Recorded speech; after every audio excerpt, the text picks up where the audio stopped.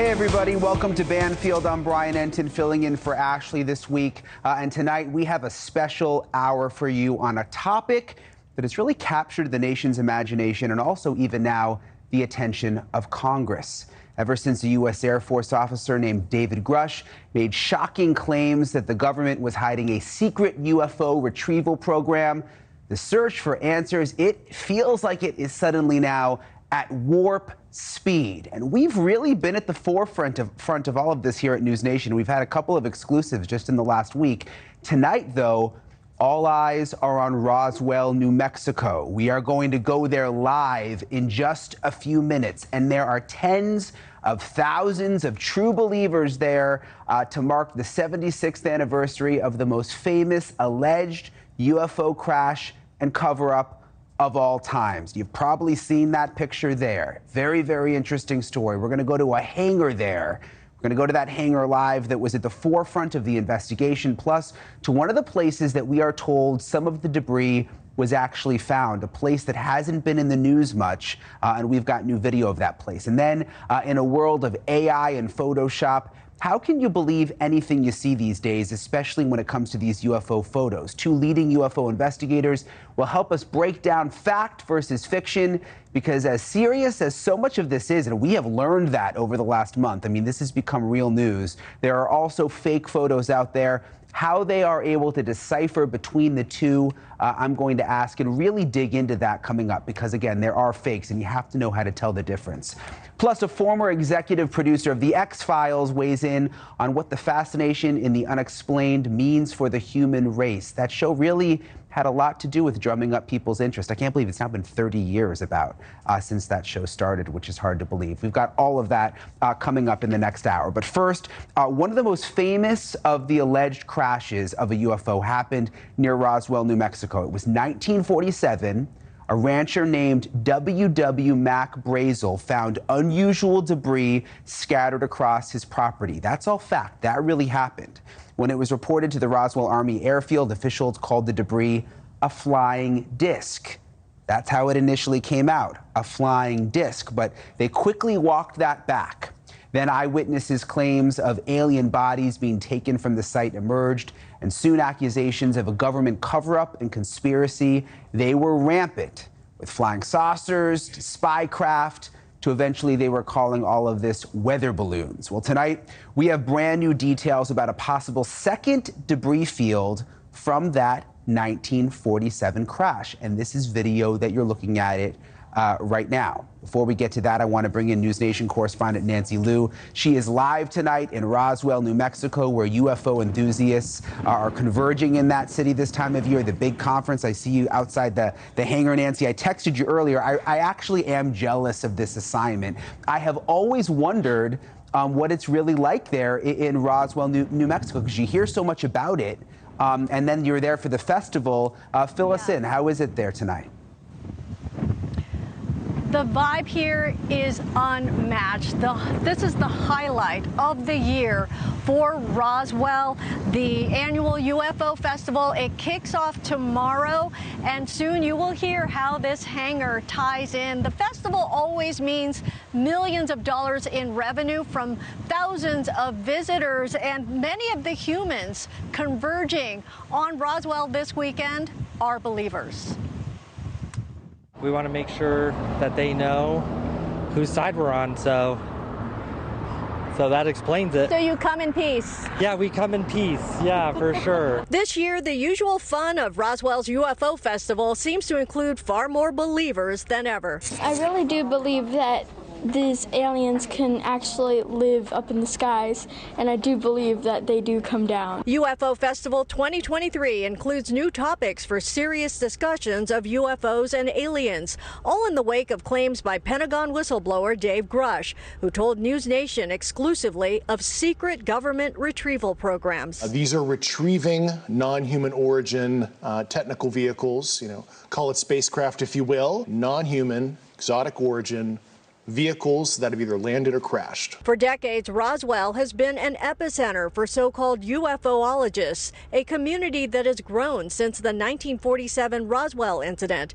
That crash of what was said to be a high-altitude military balloon sparked conspiracy theories due to evolving government explanations. Hoaxes and additional sightings and claims have added to the mystery. When you have somebody like a whistleblower that says, hey, this did happen, this is the story, this is the evidence, I think it just excites more people that are true believers, or people who maybe were skeptics before, then now they have some validation. With congressional UFO hearings now set to happen, there is new optimism for explanations and answers, especially since Senator Marco Rubio told News Nation that whistleblower Dave Grush is not alone. I will say there are people that have come forward to share information with our committee over the last couple of years. I would imagine some of them are potentially some of the same people that perhaps he's referring to.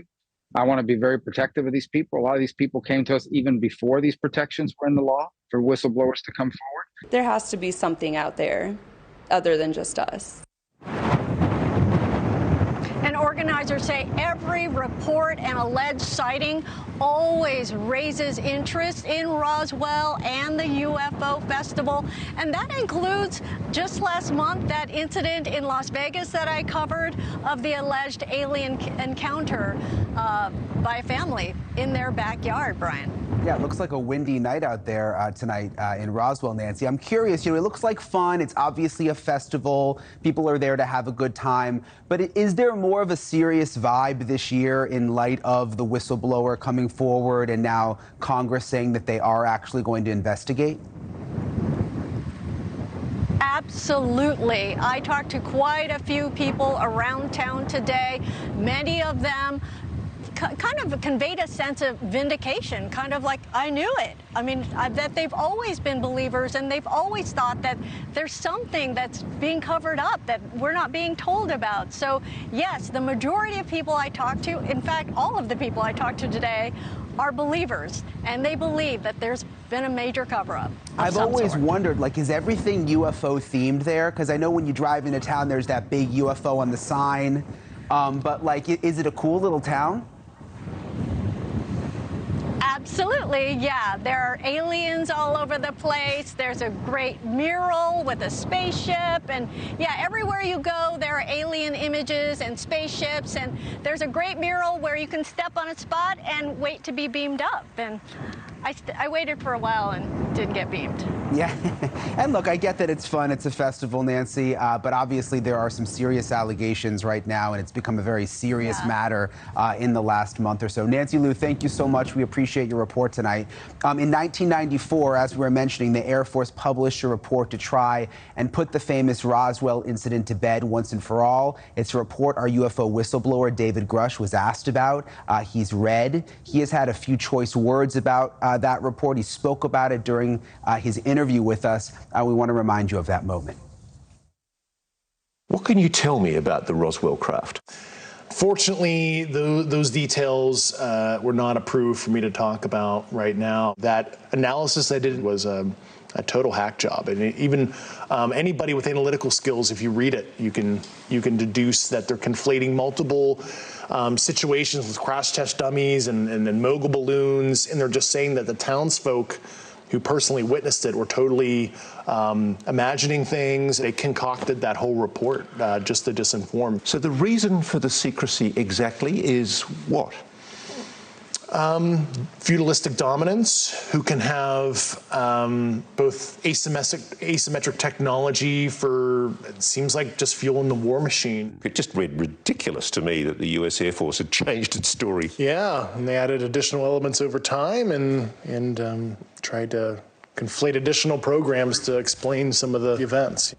Yeah, and that picture you see right there keeps coming up where they're showing the pieces of whatever they found. Interesting that David Grush called it a hack job and is apparently familiar with the reports. He wasn't able to go into details. Obviously, he had this top security clearance. So when we asked for details about what happened in Roswell and also some of the other specifics, he wasn't able to elaborate.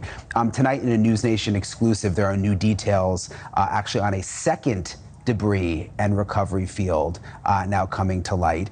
There was a first debris field that was found, and now they've actually found a second debris field. You can see there's some drone video of it right there. It's actually out on a ranch quite a ways outside of Roswell. I'm told there's no cell phone service out there. All of this allegedly happening in the 1940s, but you still have these UFO investigators that go out there, especially this time of year with the festival happening. They travel out. They have metal detectors, and they go out in groups and they try to find debris that may still be out there, or any kind of remnants. Among those investigators joining me now, Don Schmidt. He is lead investigator for the International UFO Museum and Research Center and a leading authority on the Roswell incident. And also Ben Hansen with us tonight, a friend of the show, of course, and host of UFO Witness on Discovery Plus. Yeah, we hear you guys. Sorry, they were just getting set up there outside the hangar after Nancy's report. Ben and Don, thank you so much for being with us tonight. I know you've had a busy day. I've been tracking what you guys have been doing. I want to start with you, Don, and dive right in. What can you tell us, Don, about this second debris field, where it is in proximity to the first debris field that was found, and if there's any new information involving the second debris field? Well, it's actually a impact site. That's in fact what we call it. The remains of a egg-shaped pod about the size of a Volkswagen Beetle, based on all the eyewitness accounts, including military and civilian, describe this location about 35 to 40 miles north of Roswell. And it's where this pod and its crew, a number of bodies, and a survivor, based on, again, first-hand testimony, were recovered back at the time of the incident. Ben, when you go out to these sites, when you went out to this second debris field, as it's been called, I mean, what can you do now since it's been so long? How do the metal detectors work? Sort of walk us through the process when you and the other investigators go out there. Well, it's actually been really exciting for us because I've been out now about 3 or 4 times to the site, which is near Corona. That's about 2.5 hours out from Roswell, the actual, what we call the debris field. The new site, though, like Don says, is kind of the impact site, which is only about 40 minutes outside the city. And we go out there, we try to systematically, see from Corona in towards town what kind of direction it may have been going, and therefore where we want to focus on the scope of the ground search. We had a backhoe, we had several people doing kind of grid searches. We don't even know if this material is metallic. So that's a big problem, right? So as we're searching anything that looks anomalous, we take that, we mark it just like you'd be, doing a crime scene investigation, and then we go get it analyzed to see if anything, shows up that would be not even just necessarily exotic material, but something that could have been made here but seems out of place. I mean, we're looking at every possible option right now. Don, has anything of interest been found out there? I mean, I would have to think, if the reports are true that something crashed out there and the government was involved, I would have assumed that they would have gotten everything back then. I mean, are there still items to be found, do you think? Well, we would not be wasting time if we didn't feel that we could make at least certain confirmations. We certainly have plans to return back to the debris field, and mainly because there were traces, elements, artifacts that were discovered for decades thereafter. And that was an area that covered almost a mile long in scope. And as a result, as any crash investigator would tell you, that there's absolutely no way that they could possibly recover every last piece of evidence. And so with the constant wind and rain erosion, that things come to the surface. And as a result, the Air Force has been out there for decades as well. In fact, the ranchers would confirm that they have been catching Air Force officers out there, even into recent times, still searching and making sure that every last piece was recovered. Ben, I would imagine a lot of the people who may have been witnesses back in the 40s have now passed away because it's been so long. Is there anyone still alive? I mean, is someone documenting what they said? Because obviously it's going to be more difficult to investigate now without, people who survived. Well, that's a great question. In fact, what I guess you could say kind of sold me on Roswell that something happened here was the first book that I ever read that was authored by Don here.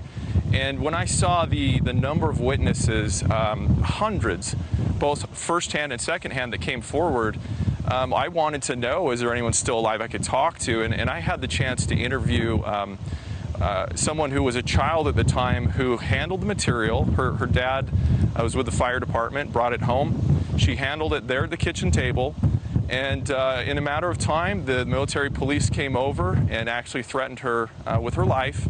And when she retold this story to me, she's now passed, but she was in tears, and you could see the emotion that she legitimately felt, that she thought she was going to be removed from her family and killed if she ever talked about this. So I had another witness, the son of someone, again, problem is they passed away, but they have affidavits from so many of these people whose father was part of what they call the Air War College that happened the next spring, and he was invited out to Wright-Patterson Air Force Base, where we know a lot of this material went. Anyways, he handled the debris from Roswell and told his sons right before he passed away that he saw bodies, and one of them actually was still alive. It was not human-like, but not human, and that they were asked to kind of weigh in on what they should do with the situation. So I think when you put all these together, it makes a really good case that why would people, even though they're passed now, on their deathbeds, make these confessions to their own children, and some of them have so much emotion and traumatized by it yet, today. When you talk about bodies, I mean, it's hard to process. It's honestly hard to believe. But I go back to David Grush, the whistleblower who we interviewed here on News Nation, who is a high-level intelligence officer, had top security clearance. It's now been weeks. No one has discredited him. There are now official investigations in Congress. We had Senator Rubio just a few nights ago saying that other whistleblowers with firsthand knowledge of these kinds of incidents have come forward. I'm curious, Don, because you've been doing this a long time. Do you think this is a moment that we're in? I mean, do you think that we're actually going to start to get real concrete information from the government about this stuff? My biggest regret when we worked with the late Congressman Stephen Schiff of New Mexico back in the early to mid-90s, when a good many of the first-hand witnesses were still with us here at Roswell. And we couldn't get Washington to pay any attention. And how unfortunate that all those witnesses are now long gone. And so we missed a golden opportunity, because Roswell's the one case, not only being the granddaddy of them all, the fact that it's beyond just a sighting or gun camera footage or a landing where it's something very fleeting. With Roswell, it's clearly a case of show us the bodies. And these witnesses are gone. So we're having to rely on the very arbiters of the cover-up, and that being the Pentagon, to now roll over and say, well, now we're going to finally cooperate, when they have been the ones that have been running out the clock, stalling for time all these decades. And I can't emphasize enough, we need to keep in mind that the Pentagon is up to 4 official explanations regarding Roswell. 4. I mean, none of us could get away with that in any other circumstances, but here, once again, the government, well, what do we expect? But we have to focus on where all the eyewitnesses have taken us, and they have taken us to that very first explanation, and that was that this was the recovery of an actual flying saucer. Ben, the festival is this weekend. A lot of it seems like fun and games, and there's the funny cartoons and people dress up and all of that, and they have fun with it. I mean, do you think that confuses people, because it sort of makes it into a game, when at the same time, we hear from Don and now we hear from the whistleblower and even Marco Rubio and other lawmakers who are trying to take this matter seriously. Do you think the festival in any way sort of gets in the way of that? It's kind of a double-edged sword, to be honest, Brian. It's because without that, there may not be an interest at all for people to come and to pick up a book and actually read about it. But at the same time, the legitimate research, I find that, especially, the generations today, they browse or graze information. They don't really dive into it. And that is frustrating because, like I said, what introduced me to it was reading a book and reading the actual witness testimonies. And if you put that together, I think it's overwhelming for people to just say it was something prosaic. So I embrace both of it. I like having fun, you know, the costumes and everything, but I think you're seeing that tone sort of change, especially with the media now and the little jokes and the jabs about little green, you know, men and things like that. A lot of that might be psychologically based on fear, you know, and that we just are uncomfortable. And now that this is starting to come to light, how do we deal with this, you know, what I call a global reality compromising moment? You know, we might start seeing some things in people's lives have to change, and how do you deal with that? So it's a long conversation, but I think it's necessary because humor, you know, can help us get through that. Yeah, it certainly seems like we're entering a more sort of serious time and serious phase of all of this. Ben and Don, thank you so much for joining us tonight. I know it's a busy time of the year there, and you guys were busy today investigating, so thank you for making time for us tonight. Thank you for the opportunity. Thanks, Brian.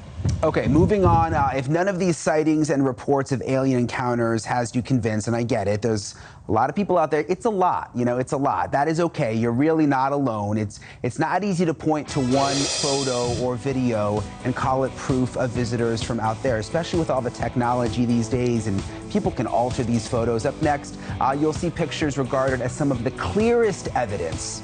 The pictures that have really in many ways been verified. There's only a few of them that people say actually could be something. We're going to show you those photos. We're going to walk you through them. That's coming up right after the break.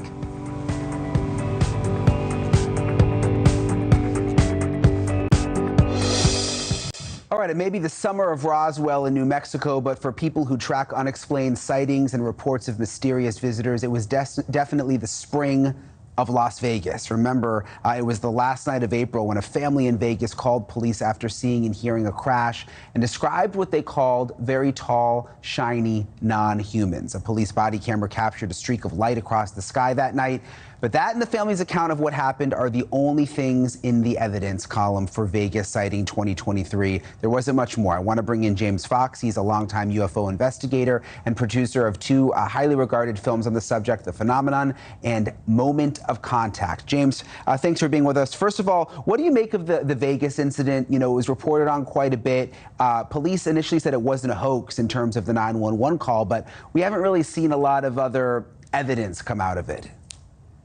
I initially was rather excited about it, but as I dug a little deeper, I found the gentleman's testimony of the beings and the big mouths and super tall, and then the imprints in the backyard to me looked like a little scuff mark with someone's shoe. Wasn't particularly impressive. You hear the impact site, the alleged impact site, and it's fairly significant. If something did in fact hit the ground, it would have left a lot more than just a little circular scuff mark. And the fact that I got directly in touch with George Knapp, who's been reporting on UFOs in Las Vegas for decades, and he said that he had made a number of attempts to speak directly with the family. They initially had agreed, and then they never answered their door on 3 different occasions. Yeah, I think the same thing sort of happened with the media, I think, in terms of trying to talk with them quite a bit. I want to go through, though, because there's been so many videos and photos over the years, especially it seems like lately, a lot of it gets debunked. I want to go through sort of the top 3 photos that seem the most credible. I know the first one is from McMinnville, Oregon from 1950. Just kind of walk me through these photos and what makes them so credible in your eyes. So a lot of people say there's just a lack of, I just heard Michael Shermer, the skeptic, say it's always a friend of a friend who saw something, or the friend saw something, and it's anecdotal. But, you know, dating back to the late 40s and early 50s, case in point, McMinnville, Oregon, in 1950, 2 witnesses, Evelyn and her husband, Paul Trent, saw this disc-shaped object hovering over their garden. And Paul grabbed his camera and snapped off 2 or 3 really good shots.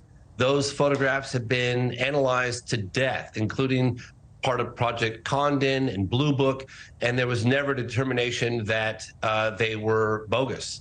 They were authentic, broad daylight, points of reference, multiple eyewitness photographs of what appears to be a disc. Those look clear. I don't want to rush you, but we only have about a minute left, so I want to get to the other photos. Tell me about 1965 Santa Ana, California. It was a highway worker by the name of Rex Heflin. He was identifying potential hazards in the road. He had a camera with him, a Polaroid camera, and he snapped off 3 or 4 shots of a disc-shaped craft. Those 2 have never been debunked.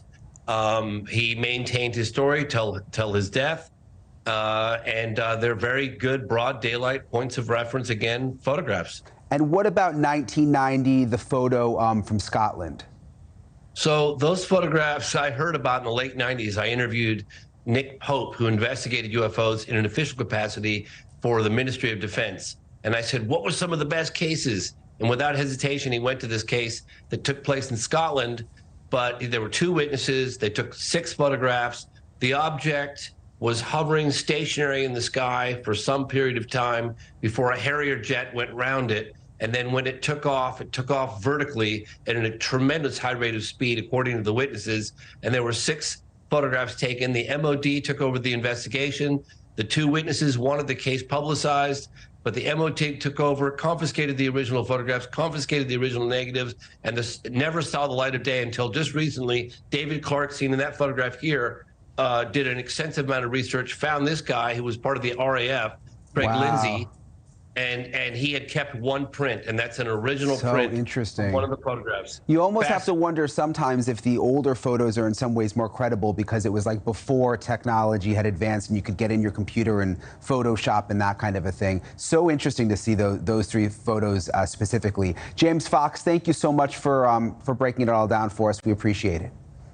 Hey, thank you for watching. Please go to newsnationnow.com, newsnationnow.com, and you can find News Nation on your television provider. And don't forget to click the red subscribe button down below.